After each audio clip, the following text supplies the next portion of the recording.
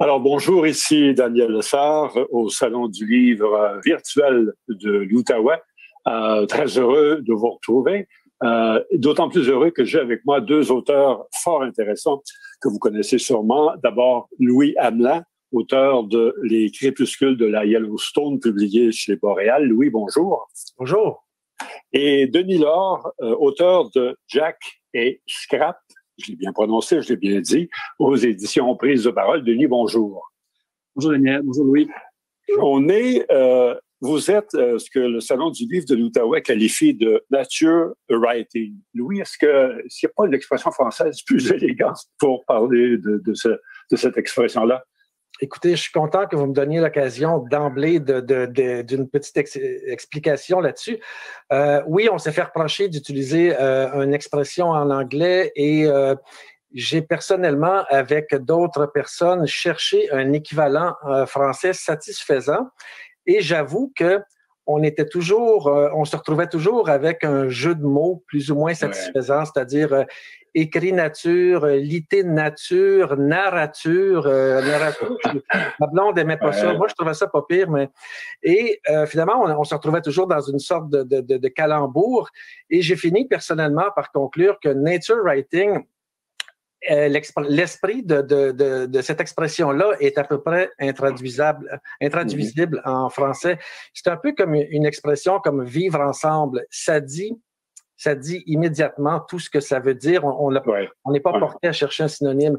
Mais alors, j'en suis désolé. Moi, je suis pas un adepte des emprunts à l'anglais systématique, mais dans un cas comme ça, des fois, je constate qu'il n'y a pas moyen de trouver... peut-être que si vous en trouvez un, vous me le direz. Je suis toujours ouvert aux suggestions. Mais il y a aussi, à l'époque, on appelait ça les histoires naturelles. Par exemple, ce que le poète et naturaliste Pierre Morancy a fait. Il appelait ça des histoires naturelles. Mais histoires naturelles, le nature writing, le genre qui a été inventé par les Américains, embrasse quand même plus large que ça. Alors, voilà, d'où l'emprunt à l'anglais. Je l'assume. Denis, vous l'assumez aussi, vous êtes bien à l'aise avec cette expression-là quand on parle de votre roman?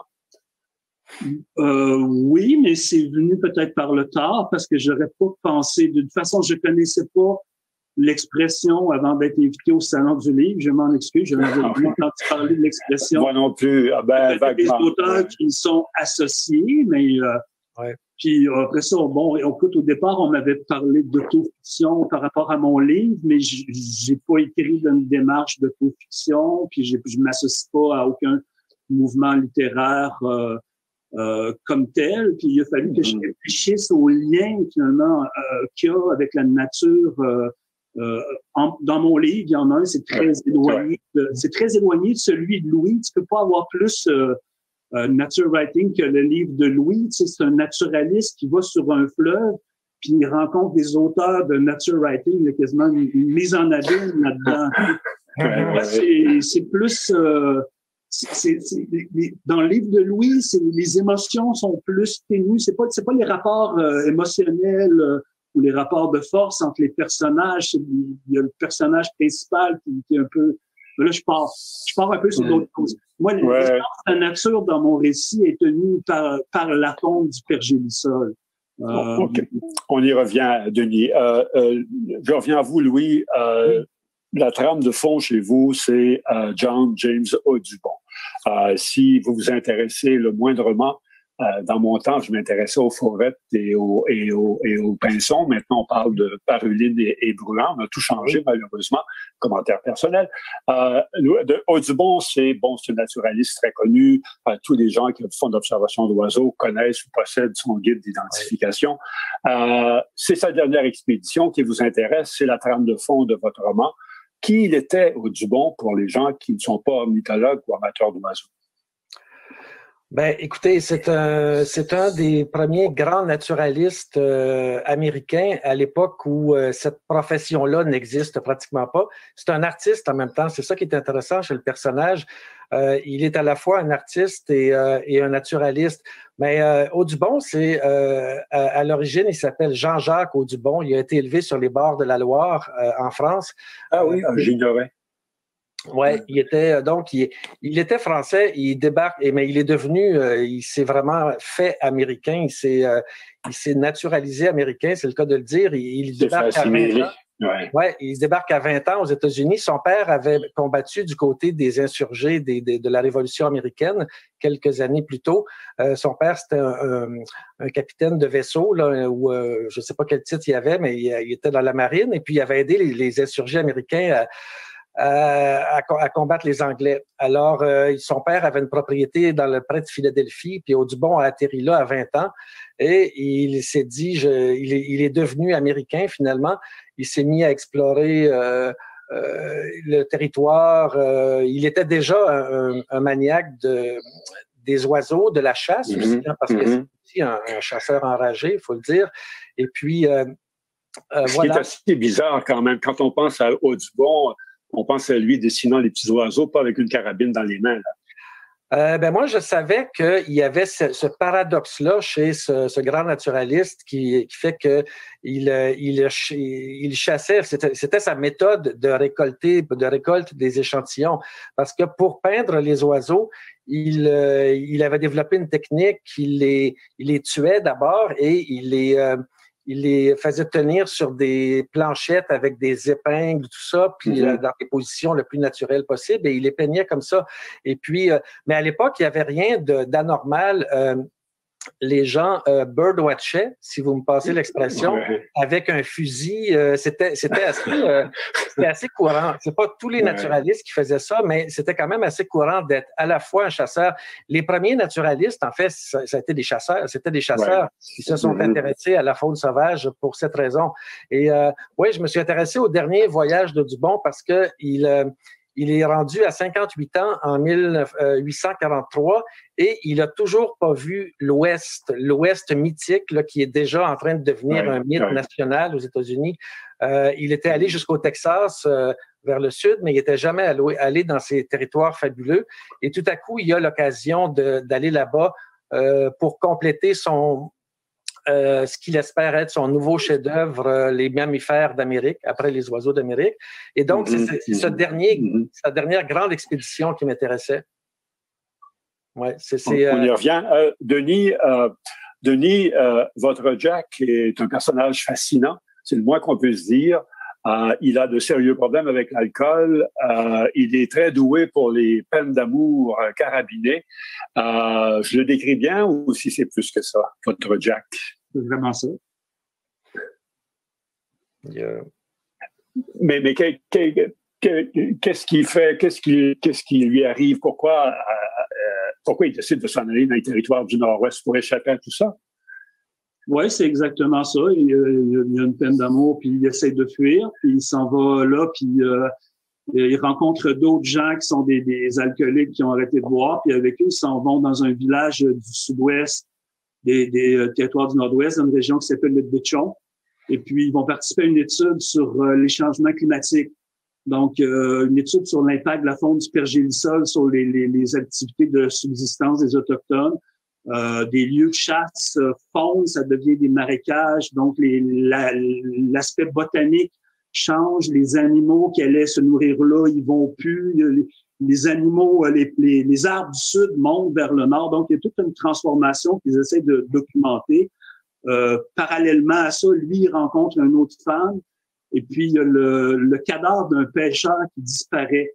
Et puis, la GRC cherche le cadavre du pêcheur. Et puis, il y a des lettres si vous voulez, de rançon qui se mettent à être publiées où des gens demandent que ils veulent échanger le cadavre du pêcheur contre des artefacts, des objets qui ont appartenu à un prophète Déné, les Déné étant les habitants du Nord-Ouest. Oui. Quand Denis, tantôt... c'est cette communauté... Vas-y, Louis. Non, mais Denis disait qu'il n'y avait aucun rapport entre nos deux livres tantôt, mais je ne suis pas vraiment d'accord. D'abord, il y a l'attrait je parlais de territoires mythiques tantôt, l'Ouest, mais le Yukon et les territoires du Nord-Ouest, c'est un peu ça pour moi aussi, comme la côte Ouest, l'Alaska, par exemple. Il y a un attrait pour des territoires sauvages qui sont un peu mythiques.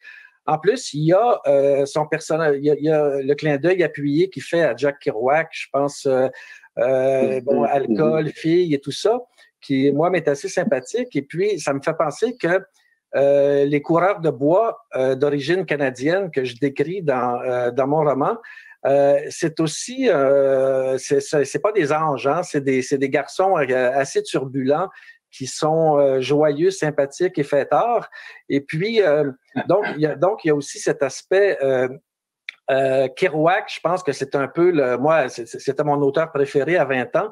Et puis, tout le monde voulait partir dans l'Ouest, sac au dos, comme le narrateur de On the Road, évidemment. Et donc, Kerouac, c'est un peu une sorte de reprise de cet idéal du voyageur. En fait, c'était des garçons qui partaient de chez eux, de la ferme familiale à 20 ans, puis qui partaient à l'aventure, carrément. On the road again. On the road again. Alors, j'ai retrouvé ça dans le roman de Denis, puis je pense qu'il y a des parallèles à faire quand même sur cette présence du territoire américain, je dis américain au sens large, là, dans nos livres.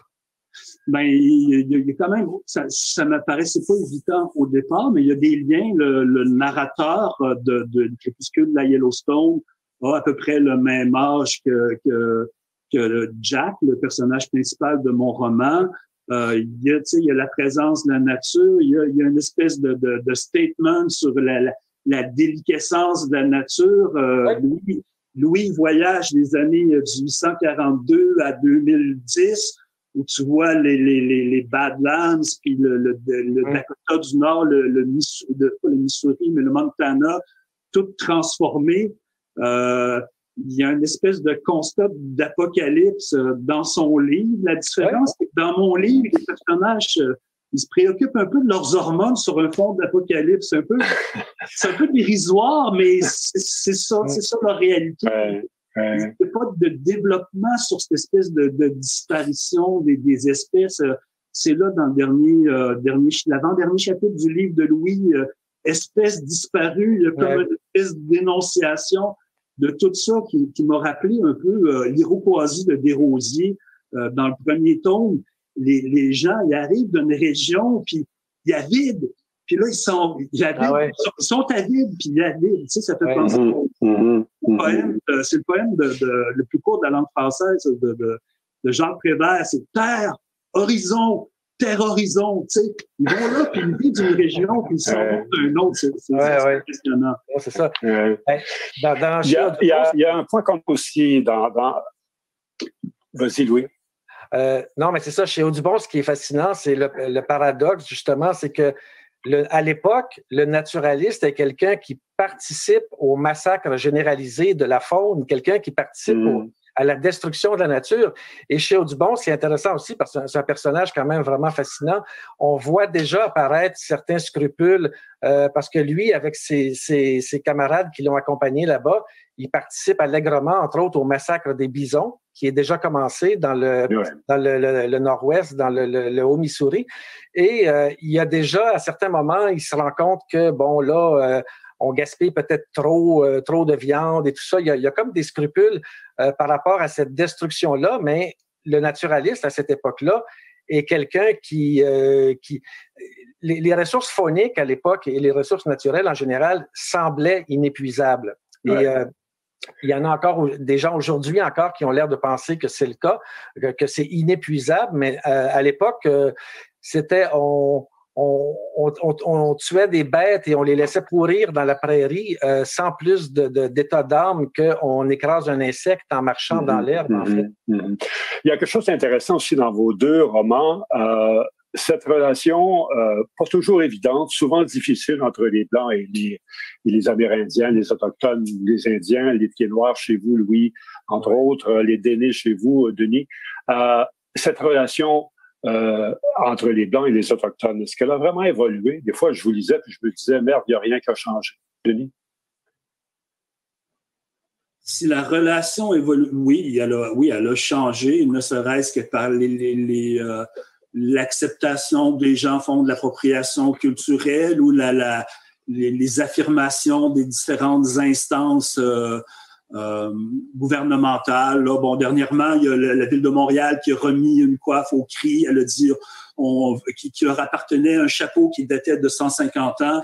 Il y a quelque chose qui a évolué, puis je pense que les Autochtones aussi développent un rapport de force différent, pas juste par la culpabilité qu'ils développent chez les Blancs, mais par une force économique qui sont en train de se construire, là. Mm-hmm. Louis? Ben, dans le cas d'Audubon, il y a une mise en contexte à faire. C'est sûr que selon les critères d'aujourd'hui, Audubon, il était raciste. Il avait des remarques dans son journal, son fameux journal de l'expédition, des remarques qui relèvent d'une attitude qu'on qualifierait aujourd'hui de raciste. Mais à l'époque, c'était pas mal la vision blanche de l'Autochtone, c'était ça. J'ai dans un dialogue qu'il a dans le roman avec un capitaine de l'armée américaine, bon, tu sais, il y a beaucoup de condescendance. Le militaire qui dit, bon, vous savez comment c'est, il faut les protéger contre eux-mêmes. On essaie de contrôler le trafic d'alcool pour protéger ces pauvres Indiens contre eux-mêmes, tout ça. Mm-hmm. Mais ce qu'il faut dire, c'est que à l'époque, dans l'Ouest, il y a eu une parenthèse là, qui, selon l'historien Gilles Havard, a duré 2 siècles, où les trappeurs, les coureurs de bois blancs, qui sont souvent, comme j'ai dit tantôt, des Canadiens d'origine, pas seulement, mais souvent, se sont mélangés aux populations autochtones pour le trafic de la fourrure. Et on n'est pas encore dans une invasion à ce moment-là. Il y avait une coexistence que... comment dire, il y avait beaucoup d'escarmouches, mais il y avait des escarmouches entre les nations, entre les différentes nations autochtones, même sans les Blancs, là, je veux dire, il y avait toujours des petites guerres. Et puis, c'est des gens qui se sont relativement intégrés au tissu amérindien de l'Ouest parce que on peut dire que c'est une démarche intéressée. Ils avaient besoin des Autochtones pour améliorer le trafic de fourrure, dans le fond. Mais, et moi, mon roman, c'est une des choses qui m'intéresse de cette période-là, c'est qu'il se situe un peu au point de bascule. C'est que quand Audubon arrive à Independence, la ville d'Independence au Kansas, qui va devenir Kansas City, il voit déjà les convois de pionniers massés sur la rive du Missouri qui commence déjà à déferler vers l'ouest. C'est en train de commencer cette chose-là. Et quelques décennies plus tard, ben là, on va découvrir de l'or dans les Black Hills, le territoire des Sioux. Et là, ça va devenir une invasion militaire. Et c'est là qu'on va avoir une entreprise génocidaire avec la guerre d'extermination contre les Sioux, tout ça. Mais il y a, à l'époque où mon personnage de trappeur canadien, qui s'appelle Étienne Provost, à l'époque où lui arpente les Rocheuses, et c'est un homme qui est une légende oubliée, mais qui, de son vivant, a été une sorte de coureur de bois légendaire que les gens disaient que c'était le meilleur. L'homme blanc qui connaissait le mieux les Rocheuses, en fait. Il les appelait les montagnards aussi, les hommes des montagnes. Ben, lui, je sais pas si en propos ou il aurait eu un enfant avec une femme autochtone. Je pense que ces gens-là se glissait assez bien dans le tissu social des nations autochtones. Mais après ça, c'est sûr qu'on va... quand on voit déjà l'apparition du capitalisme prédateur à cette époque-là, la traite des bisons. Ils ont déjà exterminé les castors à peu près des Rocheuses. Et donc, le commerce va s'implanter. Puis, avec ça, ben, c'est sûr que l'Autochtone va toujours être plus... réduit à la portion congrue, disons. Laissé pour compte. Denis, question qu'on vous a probablement posée, que vous ont probablement posé tous ceux qui ont lu votre livre et que vous ne devez peut-être pas aimer plus qu'il le faut. C'est autobiographique, il y a un peu de vous dans cet alcoolique, dans ce gars aux peines d'amour renouvelées? Quand j'ai commencé, j'avais pas d'auto, j'en ai eu une après, fait que c'est comme un peu semi-autobiographique. c'est parti d'éléments peut-être comme intimes, d'une certaine manière, mais après ça, en fait, c'était pas un roman nécessairement au point de départ, c'était des écrits éparses. Il y a quelqu'un qui m'a encouragé à en faire un roman, puis j'ai ça a pris racine au territoire du Nord-Ouest. Puis après ça, c'est un mélange de choses intimes et avec une dimension, oui, qui peut maintenant être liée au nature writing, mais qui est aussi liée aux dimensions des peuples autochtones. Assez tôt, en écrivant ça, j'ai eu l'envie de lier le récit ou l'évolution du rapport avec les peuples autochtones avec l'idée d'un génocide.